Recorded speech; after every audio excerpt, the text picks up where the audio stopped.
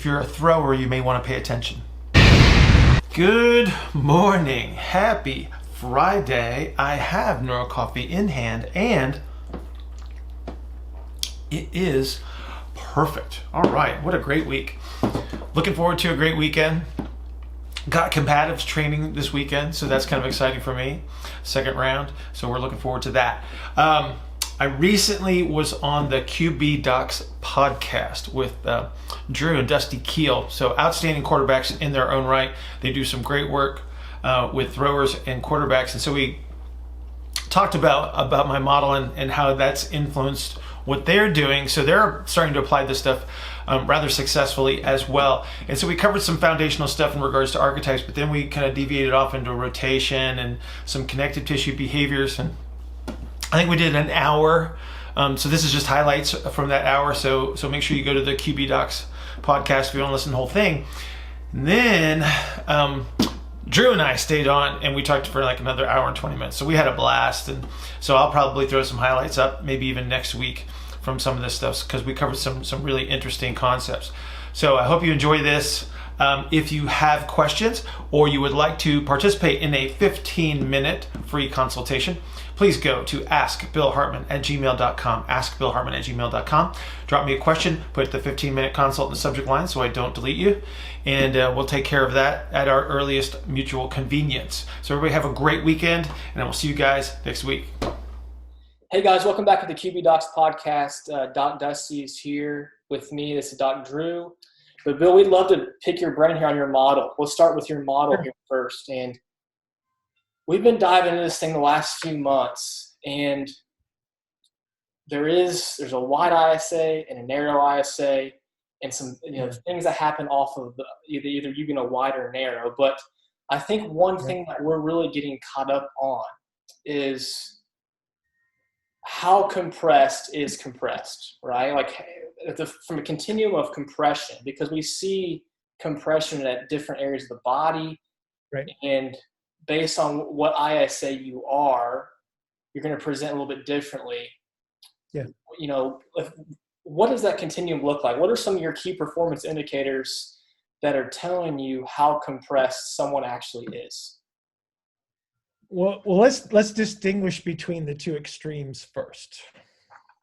So when we move through space, there's only two ways to do it. And this is based on a universal principle, right? So we are part of the universe. We have to behave as such. So it only makes sense. So there's only two ways to move, and that's through expansion and compression. So it doesn't matter where you look in the universe, everybody does the same thing, right? If you're a worm, you expand and you compress. If you're a dog, you expand and you compress. If you're a human, you expand and compress. So we change shape. That's how we move.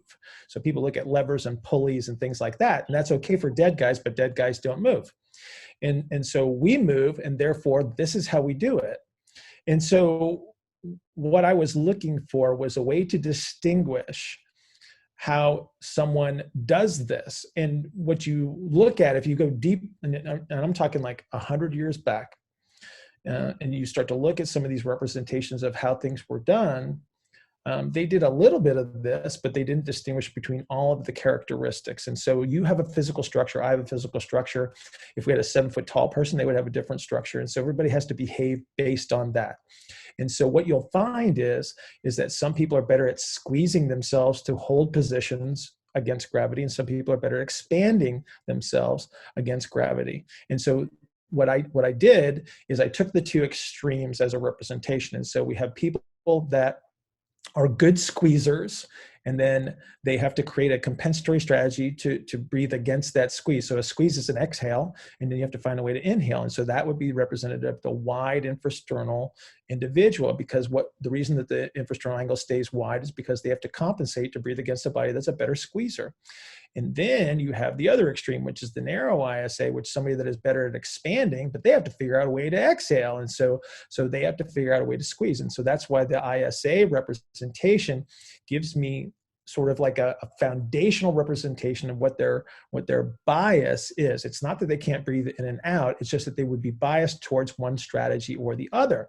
So when you're distinguishing between how compressed someone is, you think about the strategies that you would have to use over time. So the greater degree of compression of the human body would require more muscle mass to create the squeeze. That would imply we're going to recruit more of the superficial musculature to provide that element of compression. Therefore, the superficial muscles are the ones that move your extremities. So if I'm using them as a component of a compensatory breathing strategy, or a strategy that helps me maintain my position in space, the harder I squeeze, the more extremity motion you're going to lose. And you will lose it in a very distinct way based on how hard you have to squeeze. So the more you squeeze, the more motion you're going to lose. That makes a lot of sense. And yeah, I mean, the next thing for me is, okay, with us working with quarterbacks specifically, and quarterbacks, just like baseball pitchers, just like golfers, they need the ability to rotate. So if I'm a field athlete, like a football player, I need to be big, fast, and strong. But then I also have to be a quarterback where I have to rotate to cut the throw, right? Yeah. So how do I become big, fast, and strong without interfering by losing rotation? How do I do both of those things? Is it possible? And if it's so, I'd love to hear your take on that. Well, so to turn, we need expansion in some way, shape, or form. So expansion would be represented by our measures of external rotation. So first and foremost, it's like, number one, can you turn? So the thing that we find out through development, so you guys probably played pee-wee football and all that kind of stuff, and as you were growing up, you kind of figured out, it's like, oh, look at my last name, I'm designed to be a quarterback, right? So structurally, you guys are quarterbacks, whether you like it or not. You are born to be quarterbacks, and so is everybody else that becomes a great quarterback. So they all have a design structurally that contributes to that level of performance. So structurally, you're going to have a way that you're going to turn. So it's very rare that somebody that becomes a throwing athlete or a rotational athlete does not demonstrate some capacity early in their development, right? It's like, somebody doesn't walk into a college training room and suddenly become a quarterback. They've had some measure of success. So when you're training this individual, yes, I want maximum force production out of all of my athletes based on what the demands are of their sport. I want it to be maximal. However, there are other elements in regards to the performance that are necessary. So if I am a quarterback, I have to be able to turn to a certain degree. So what we do is we have key performance indicators that we have to follow. External rotation is one of them, as a representation of creating the spaces that we use to access motion. And so what you might do in the training process is you monitor those measures as you're applying the training methods that increase force production. And this is how it works. This is not predictable at all. And so we actually have to go through the process, but that's what training is. You go through a process, you measure things on a regular basis to make sure that, yes, my force production is going up as expected, but I'm not giving up those things that I also need to perform. And so and I'm going to just throw out an example.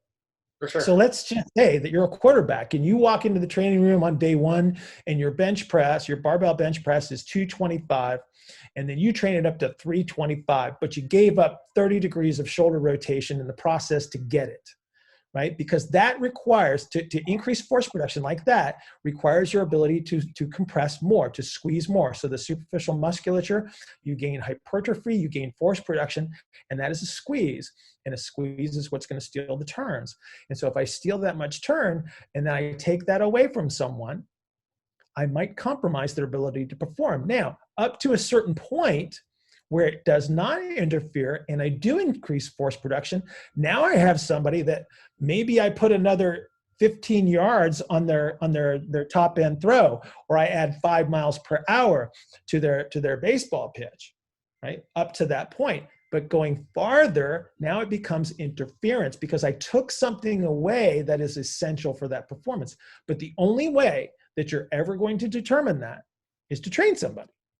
Mm-hmm. And that makes You're people right. uncomfortable because people want to know what the answers are before you do something. And the reality is we're living in a complex situation here, and I have to apply things carefully.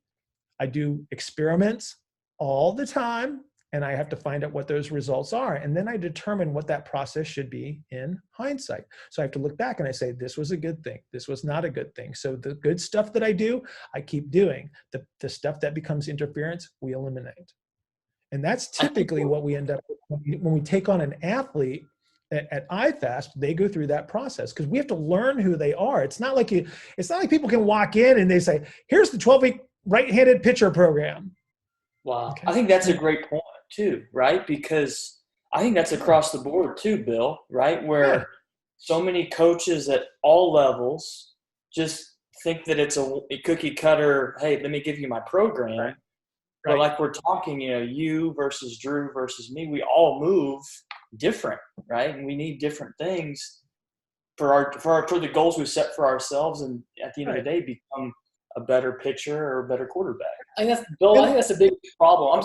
That's the biggest problem that we see right now in the field and the culture of football is that you go into a high school weight room as a freshman in high school, right? And it's bench, squat, clean, and some sort of hinge, whether it's an RDL or deadlift, whatever it may be. But when it comes to the development of the athlete at that point, it's probably great. Right. But if you're a quarterback, maybe not, based off of where you're at and your body type.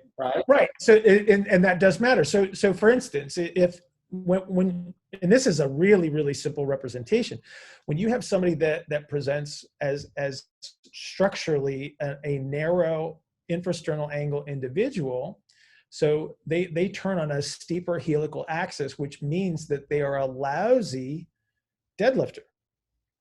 Mm-hmm. Okay, they're not designed for it, but yet, if the programming says today's your RDL day, they still have to do it. And again, that's one of those mistakes. And again, maybe for a while it's okay. Maybe it's beneficial for a while, but that's why we have to monitor this. But you can't just throw a generalized program. And I think team training is one of the hardest things in the entire strength and conditioning field because of that. It's like you got one coach and maybe a couple of assistants or maybe an intern, and then you got 120 players. What are you going to do with that? That's hard. It's like, how are you going to individualize that? And there's ways to make it better, but it's still extreme. I think I really do. I live in a world where I've constructed the ideal situation where I get to work with one person at a time. And I get to know that person. And I did that for a reason. It's because I don't want that job because it's too hard to do. And then, something goes wrong, who's going to get the blame, right?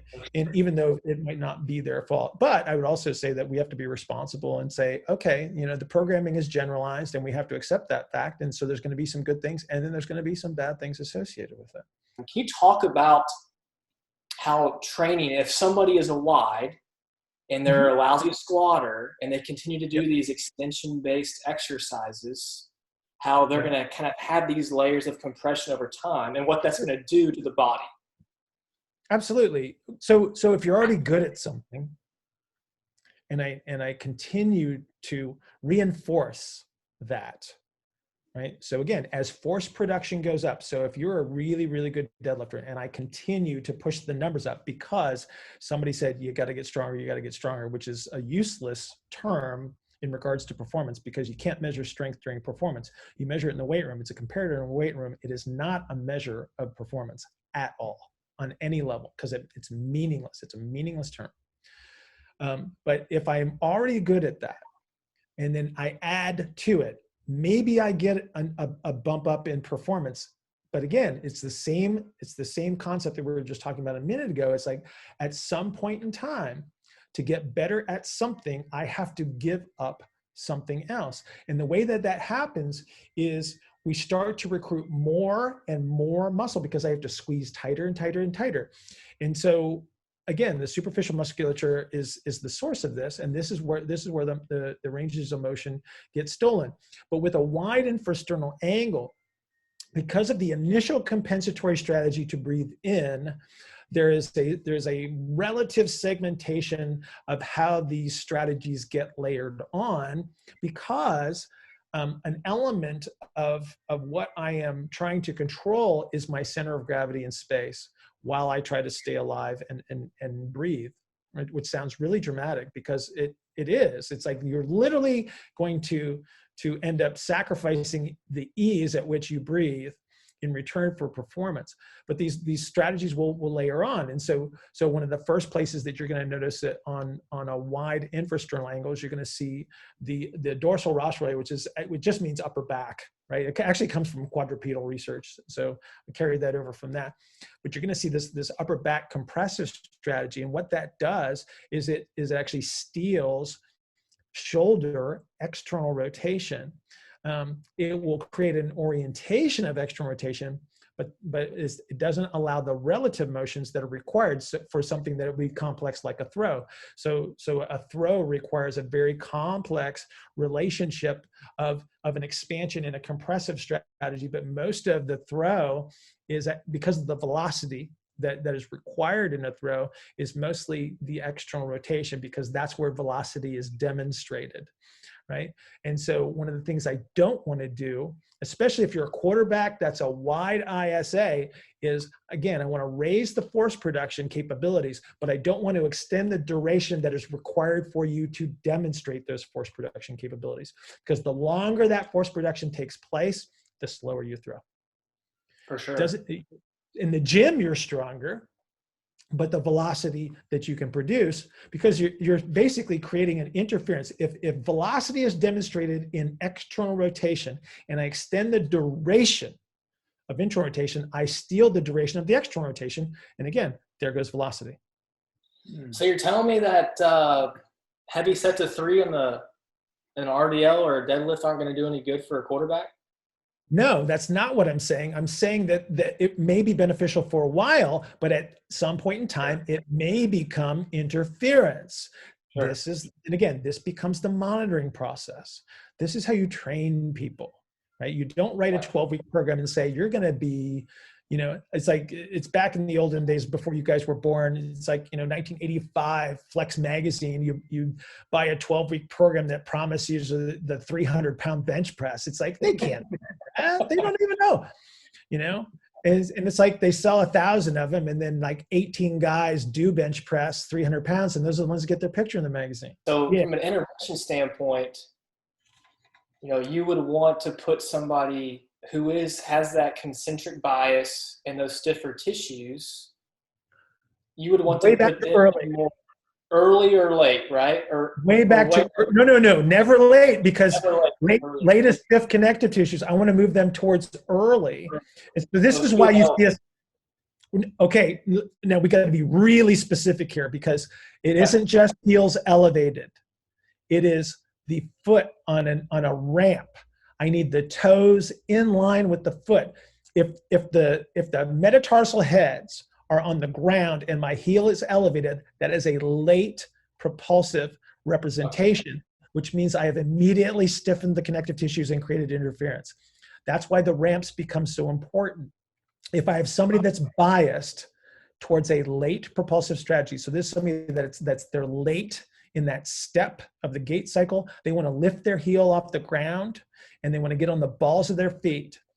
Their low back, they're going to have compression on the posterior rib cage that looks like they're always getting shoved forward. They're at the Grand Canyon. They're sort of at the edge of the Grand Canyon. They're always looking over the edge, okay? Those people, the easiest way to address the connective tissue properties is to move them all the way back to this early representation where the entire foot is on a ramp. You immediately give them the capacity to store energy in the connective tissues under those circumstances. Those that can produce high levels of force and maintain their ability to utilize connective tissue behavior, the storage and the release of energy. Those are the guys that are the best performers in the world. This is why the best jumpers in the world don't have 600 pounds.